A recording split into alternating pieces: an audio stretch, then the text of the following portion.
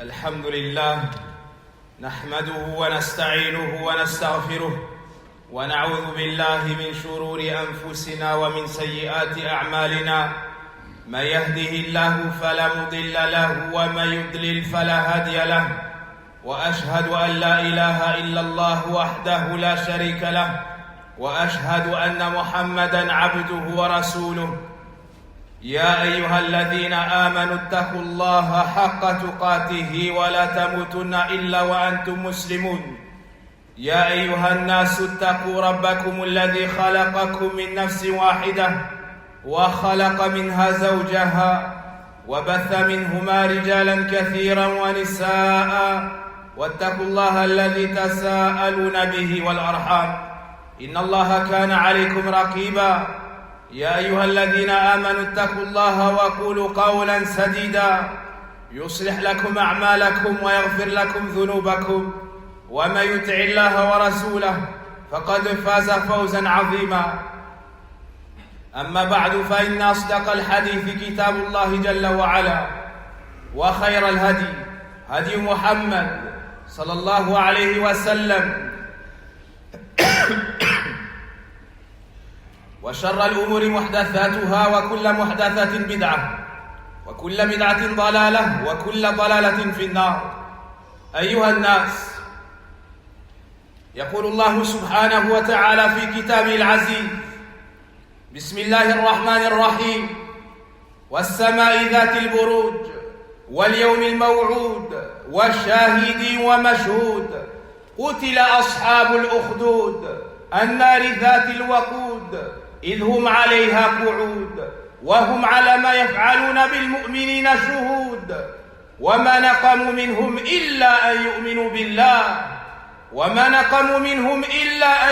بالله العزيز الحميد الذي له ملك السماوات والأرض والله على كل شيء شهيد. إن الذين فتنوا المؤمنين والمؤمنات ثم لم يتوبوا فلهم عذاب جهنم ولهم عذاب الحريق. إن بطش ربك لشديد إنه هو يبدئ ويعيد وهو الغفور الودود ذو العرش المجيد فعال لما يريد. الآيات. وقد جاءت أحاديث عن نبينا محمد صلى الله عليه وسلم تفسر بعض آيات كتاب الله العزيز، ألا وهي قصة أصحاب الأخدود.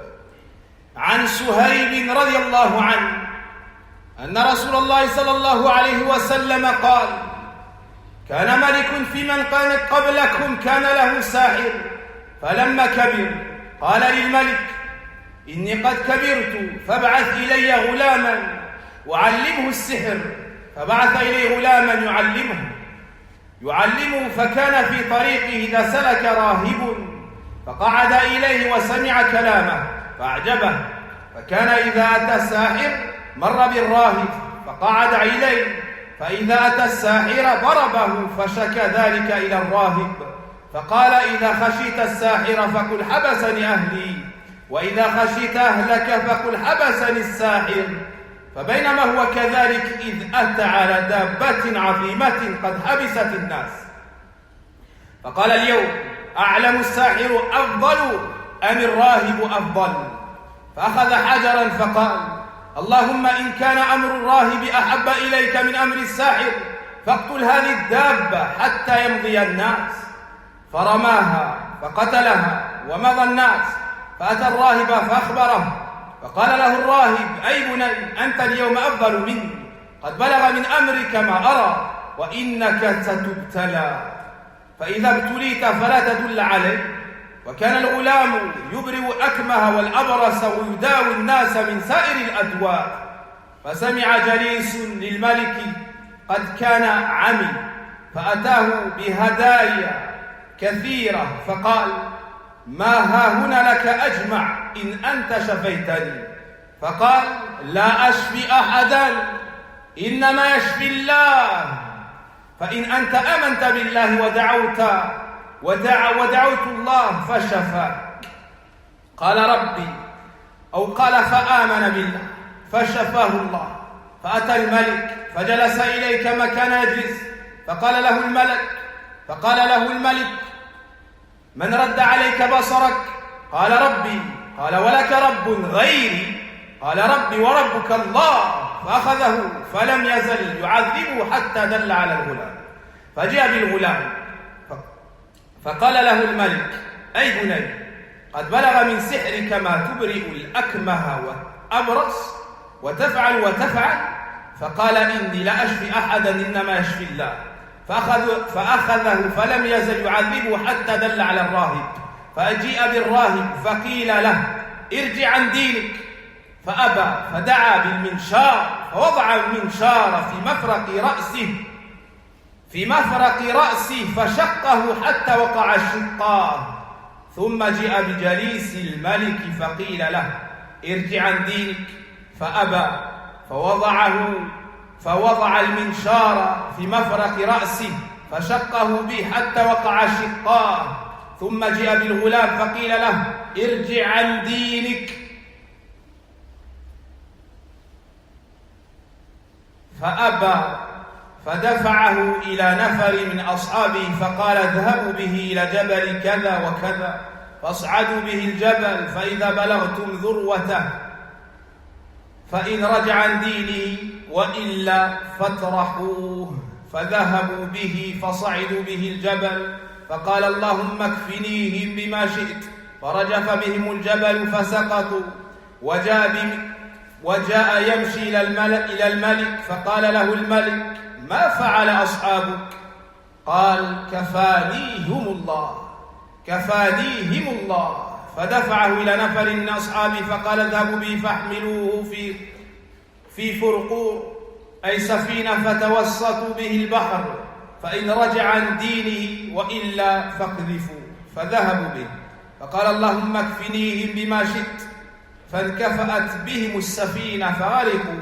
وجاء يمشي إلى الملك فقال له ما فعل أصحابك؟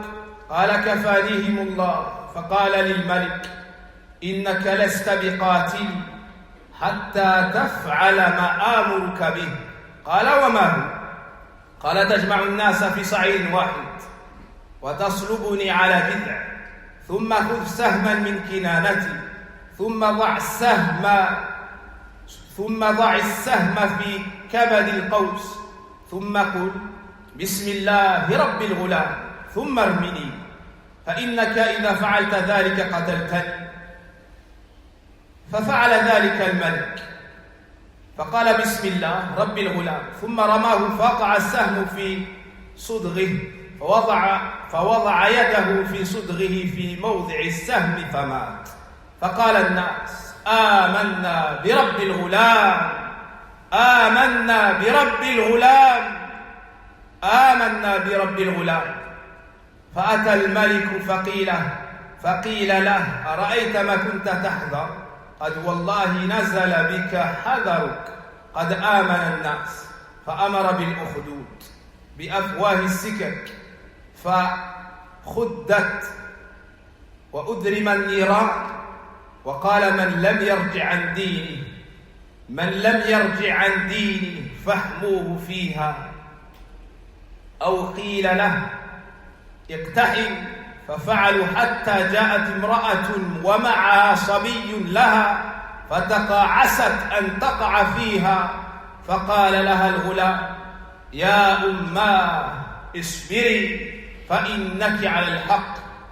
فهكذا من زمان، هذه سنة الله في خلقه، هذه سنة الله في المؤمنين، الابتلاء والامتحان تكفيرا لسيئاته ورفعة في درجاته.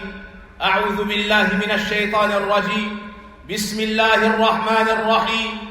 ألف لام ميم.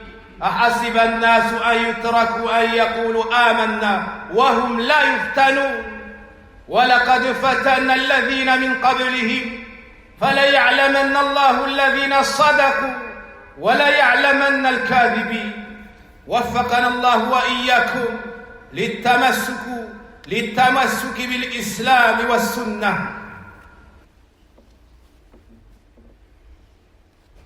الحمد لله رب العالمين والعاقبة للمتقين ولا عدوان إلا على الظالمين وأشهد أن لا إله إلا الله وحده لا شريك له وأشهد أن محمدًا عبده ورسوله صلى الله عليه وعلى آله وصحبه الكرام أما بعد. Dans Surat al-Buruj, Allah subhanahu wa ta'ala nous dit sur la traduction des sens approximatifs de ces versets: par le ciel aux constellations, et par le jour promis, et par le témoin et ceux dont on témoigne, que périssent les gens de Al-Ukhdud, que périssent, que soient maudits et éloignés de la miséricorde d'Allah les gens de Al-Ukhdud, par le feu plein de combustible. Qui sont ces gens? Des gens d'un peuple passé qui ont creusé des fossés, les ont embrasés, les ont attisés d'un feu ardent et ont contraint les croyants de sortir de leur religion, à sortir de leur religion. Et quiconque ne le fera pas sera brûlé, vif. Allah Azza wa Jalla nous les mentionne ici. Cependant qu'ils étaient assis tout autour, ils étaient assis face à ce fait, regardaient les croyants brûlés, sans aucune pitié, ils voyaient les croyants brûlés, hommes et femmes, personnes âgées et enfants, même nouveau-nés.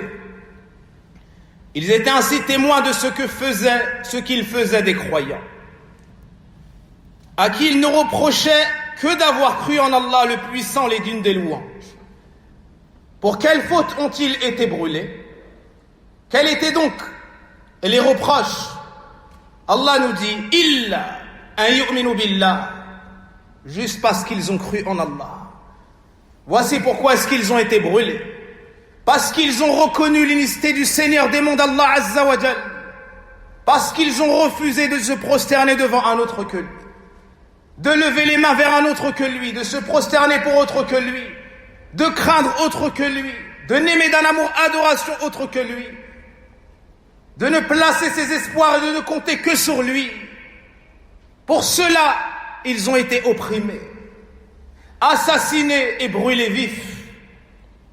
Pas parce qu'ils transgressaient, pas parce qu'ils assassinaient, volaient, opprimaient, non, mais pour leur foi, pour leur religiosité et leur droiture religieuse et comportementale. Puis Allah Azza wa Jal nous dit sur la traduction des sens de ce verset: ceux qui font subir des épreuves aux croyants et aux croyantes, c'est-à-dire qu'ils les ont brûlés, puis ne se repentent pas, malgré la gravité de leur acte, Allah Azza wa Jal leur laisse la porte du repentir ouverte, bien qu'ils aient brûlé ses alliés, ses bien-aimés. Allah Azza wa Jal ne leur ferme pas la porte du repentir, puis ne se repentent pas, auront le châtiment de l'enfer et le supplice du feu. Puis Allah Azza wa Jal nous parle à l'opposé des croyants. Ceux qui croient et accomplissent les bonnes œuvres auront des jardins sous lesquels coulent les ruisseaux. Cela est le grand succès. La riposte de ton Seigneur est redoutable. C'est lui certes qui commence et la refait, c'est-à-dire la création. Et c'est lui le pardonneur, le tout affectueux, le maître du trône, le tout glorieux. Il réalise parfaitement tout ce qu'il veut. Dans ces quelques versets du noble livre d'Allah Azza wa Jal, il y a une grande épreuve qui ont touché les croyants d'un peuple passé. Et le prophète alayhi salatu wassalam, dans un hadith rapporté par l'imam Muslim, At-Tirmidhi et autres, selon Suhaib al-Rumi radiallahu anhu, nous a détaillé cette histoire. Il nous dit: jadis vivait un roi qui avait un sorcier. Quand le sorcier se sentit vieillir, il dit au roi: me voilà maintenant âgé, envoie-moi donc un jeune homme pour que je lui enseigne la magie. Il lui envoya un jeune homme. Sur son chemin vers le sorcier, le jeune homme rencontra un moine, c'est-à-dire une personne pieuse qui adorait Allah seul d'un culte sincère. Il s'assit auprès de lui et écouta ses paroles qui lui plurent. Le jeune homme, ayant entendu les paroles du moine, le rappel d'Allah, l'appel à Allah, son adoration seul d'un culte sincère, ça lui a plu, l'appel au tawhid. Il faisait ainsi chaque fois qu'il se rendait chez le sorcier. Quand il arrivait auprès du sorcier, ce dernier le frappait pour son retard. Il s'en plaignit au moine qui lui dit: quand tu as peur de la colère du sorcier, dis-lui, j'ai été retenu par ma famille. Et quand tu crains la colère de ta famille, dis-lui, j'ai été retenu par le sorcier. Entre-temps, voilà qu'une bête énorme interdit le passage aux gens. Le jeune homme dit: aujourd'hui je vais savoir qui du sorcier ou du moine a la plus grande valeur, est sur la vérité. Ceci car il mélangeait ces deux connaissances, la science du faux, la sorcellerie et la magie, et la science de la vérité, la connaissance d'Allah Azza wa Jal et son adoration seule d'un culte sincère. Alors, dès lors qu'Allah Azza wa Jal veut le bien pour son serviteur, malgré tout lui facilite et lui aplanit les causes qui le mèneront vers la réussite. Donc il y a une bête énorme qui interdisait le passage aux gens. Le jeune homme dit: aujourd'hui je vais savoir qui du sorcier ou du moine a la plus grande valeur. Il prit une pierre et dit: ô Allah, si l'œuvre du moine est préférable à celle du sorcier, tue cette bête afin de permettre aux gens de passer. Il la frappa alors avec la pierre et la tua sur le coup. Les gens eurent ainsi la voie libre. Il vint en informer le moine qui lui dit: mon petit, tu es devenu maintenant plus fort que moi. Puis tu es arrivé à ce miracle.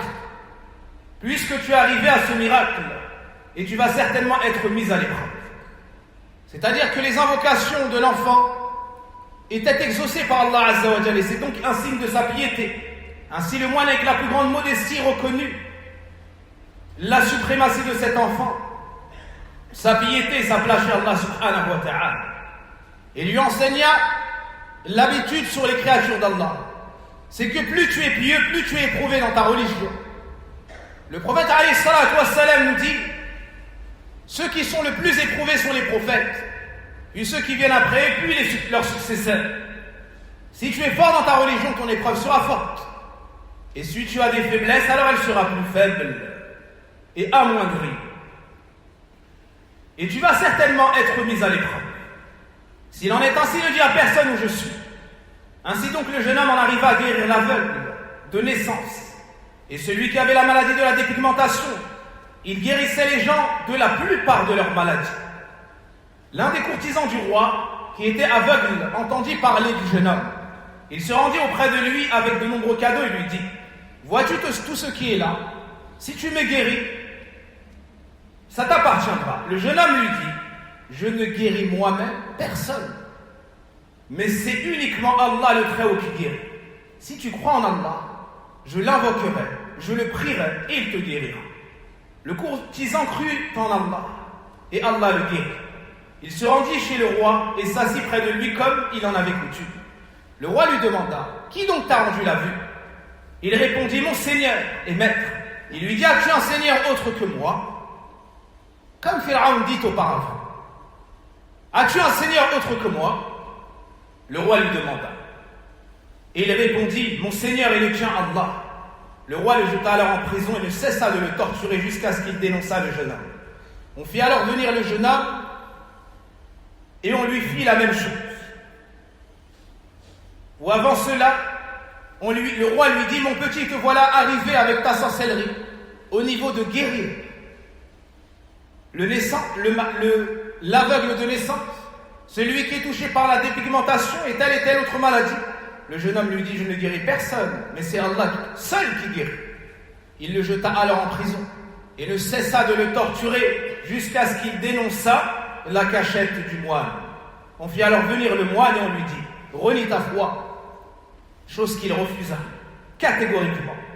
On ordonna d'apporter une scie qu'on plaça à la raie, sur la raie de ses cheveux. Et on lui dit: soit tu sors de la religion, soit tu seras fendu et coupé en deux. Il refusa catégoriquement. On lui coupa ensuite la tête qui tomba en 2 morceaux. On fit alors venir le courtisan du roi et on lui dit: renie ta foi. Mais il refusa. On lui plaça alors la scie sur l'arrêt des cheveux, on lui coupa la tête qui tomba en 2 morceaux. On fit ensuite venir le jeune homme et on lui dit: renie ta foi. Mais il refusa. Le roi convoqua une partie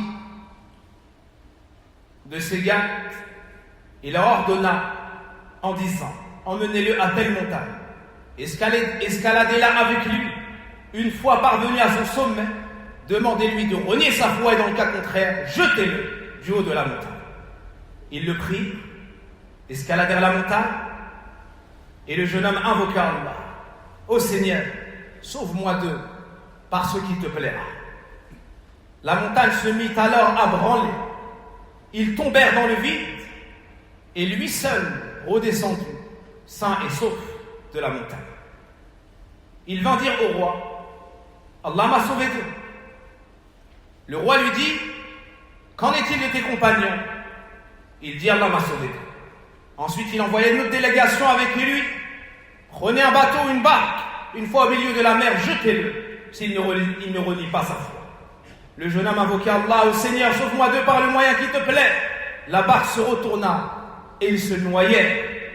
Et le jeune homme vint en marchant jusqu'au roi et lui dit: qu'ont fait tes compagnons? Il lui dit: Allah m'a sauvé d'eux. Et il dit alors au roi, ce jeune homme dit alors au roi, ce tyran: jamais tu ne pourras me tuer, sauf si tu fais ce que je vais t'ordonner de faire. Quelle est donc cette chose? Lui dit le roi. Le jeune homme répondit: tu rassembles ton peuple sur un seul et même plateau. Tu me crucifies sur un tronc d'un palmier, sur le tronc d'un palmier. Tu prends une flèche de mon carquois, tu places cette flèche au milieu de la corde de l'arc et tu dis: au nom d'Allah, Seigneur et maître de ce jeune homme. Puis tu lances cette flèche en ma direction. Si tu fais tout cela, alors seulement tu pourras me tuer. Il rassembla donc les gens sur un même plateau, crucifia le jeune homme sur le tronc d'un palmier, prit une flèche de son carquois et le plaça au milieu de la corde, et puis dit Bismillah, au nom d'Allah, Seigneur et maître de ce jeune homme. Il tira alors la flèche qui alla se planter dans sa tempe. Alors le jeune homme mit sa main et mourut sur le coup. Les gens dirent alors: nous croyons en le Seigneur et maître de ce jeune homme. Tous ceux qui ont assisté à cela se sont convertis et ont embrassé l'islam après avoir reconnu la vérité étincelante. Et qui est-ce qui pourrait démentir et aimer croire au soleil en plein été au milieu de la journée? Nous croyons en le Seigneur et maître du jeune homme. On vint dire au roi: ce que tu craignais est survenu. Par Allah, l'appréhension que tu avais s'est concrétisée. Voilà que ton peuple a cru en Allah. Il ordonna alors de creuser des fossés à l'entrée de chaque route. On les creusa et on y alluma le feu. Le roi dit: jetez tous ceux qui ne veulent pas renier leur foi. C'est ce qu'ils firent, c'est-à-dire qu'ils ont jeté tout le peuple croyant dans le feu attisé et ils les ont brûlés vifs. C'est alors que vint le tour d'une femme qui portait dans ses bras son nouveau-né, un bébé. Pensez-vous qu'ils ont eu de la pitié envers celle-ci ou son enfant? Pas du tout. C'est ainsi lorsque le cœur se durcit et sort du caractère humain. Elle eut peur et refusa de se jeter dans le feu. Alors Allah Azza wa Jal lui accorda ce miracle. Son bébé lui dit alors: ô mère, patiente, car tu es sur la voie juste, tu es sur la vérité. C'est ainsi que le prophète alayhi salatu wassalam nous raconte l'histoire de croyants qui nous ont précédés. Et les épreuves que nous vivons aujourd'hui et les tentations qui nous sont soumises dans notre foi aujourd'hui ne sont pas des choses nouvelles, mais avant nous les pieux ont été éprouvés. Avant nous, les pieux ont été éprouvés. Nuh alayhi salam, le premier messager envoyé aux gens de la terre, a été éprouvé et a été pris en raillerie par son peuple lorsqu'il construisait l'arche. Mais Allah Azza wa Jalla l'a élevé et a humilié ses détracteurs, les a noyés et a sauvé les croyants parmi eux. Hud alayhi salam ensuite a été éprouvé par son peuple. Allah Azza wa Jalla l'a secouru, l'a élevé et son peuple a été mis en déroute. Salih alayhi salam après lui a été éprouvé et son peuple a tenté de lui nuire, mais Allah l'a préservé après l'avoir éprouvé. Il l'a sauvé lui ainsi que les croyants. Shu'aib alayhi salam pareillement, Ibrahim alayhi salam pareillement, Lut alayhi salam pareillement. Tous ceux-là ont été éprouvés jusqu'à Moussa alayhi salam et Isa alayhi salam, qu'ils ont tenté d'assassiner, mais Allah l'a élevé au ciel. Il est vivant et redescendra à la fin des temps. Jusqu'au dernier prophète et messager, le meilleur de la création et de l'humanité, Muhammad ibn Abdillah ibn Abdil Muttalib, al-Hashim al-Qurashi, alayhi salatu wassalam. Il a été éprouvé dans ses biens, dans sa famille, dans son honneur, dans son sang, dans ses compagnons. Certains ont été assassinés comme Soumaïla, comme Yasir. Certains ont été torturés comme Bilal. Certains ont été torturés jusqu'à ce que mort se suive, comme Khubayb et beaucoup d'autres. Mais le prophète alayhi salatu wassalam leur a dit: soyez endurants, et notre lieu de rendez-vous sera mon bassin le jour de la résurrection. D'être éprouvé n'est pas une chose nouvelle, c'est pour tester ta foi et ta véracité.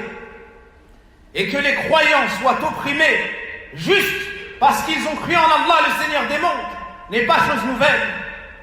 Ils n'ont pas commis de crime, ils n'ont pas opprimé, ils n'ont pas volé, assassiné, juste parce qu'ils disent La ilaha illallah, et 5 fois par jour ils se réunissent et se tournent en direction de la Mecque pour se prosterner pour Allah Azza wa Jal.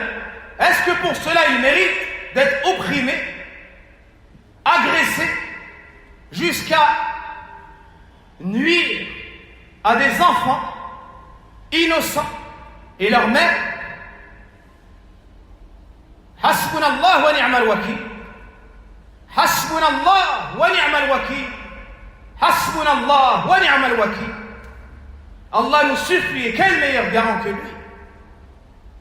Wa inna lillahi wa inna ilayhi raji'un. Allah Azza wa Jal nous dit, sur la traduction des sens des premiers versets de Sourate Al-Ankabut, la sourate de l'épreuve, Alif Lam Mim. Est-ce que les gens pensent que nous allons les laisser dire nous avons la foi sans les éprouver? Nous avons certes éprouvé ceux qui vous ont précédés. Nous avons certes éprouvé ceux qui vous ont précédés. Par ces épreuves, Allah Azza wa Jal distingue les véridiques des autres. Soyez donc patients et endurants jusqu'à ce qu'Allah Azza wa Jal élève le véridique et rabaisse le menteur. Allahumma inna naj'aluka fi nuhurihi wa na'udhu bika min shururihi. Allahumma inna naj'aluka fi nuhurihi wa na'udhu bika min shururihi. La ilaha illa anta subhanaka inna kunna min adh-dhalimin. Allahumma salli ala Muhammadin wa ala ali Muhammad kama sallaita ala ali Ibrahim innaka Hamidun Majid. اللهم بارك على محمد وعلى آل محمد كما باركت على آل إبراهيم إنك حميد مجيد. ربنا آتنا في الدنيا حسنة وفي الآخرة حسنة وقنا عذاب النار. اللهم إنا نسألك الهدى والتقى والعفاف والغنى. يا حي يا قيوم برحمتك نستغيث أصلح لنا شأننا كله ولا تكلنا إلى أنفسنا طرفة عين. اللهم اشف مرضانا مرضى المسلمين. اللهم اشف مرضانا مرضى المسلمين. اللهم اشف مرضانا مرضى المسلمين. وارحم موتانا وموتى المسلمين. وارحم موتانا وموتى المسلمين. والله أعلم. سبحانك اللهم وبحمدك أشهد أن لا إله إلا أنت أستغفرك وأتوب إليك والحمد لله رب العالمين.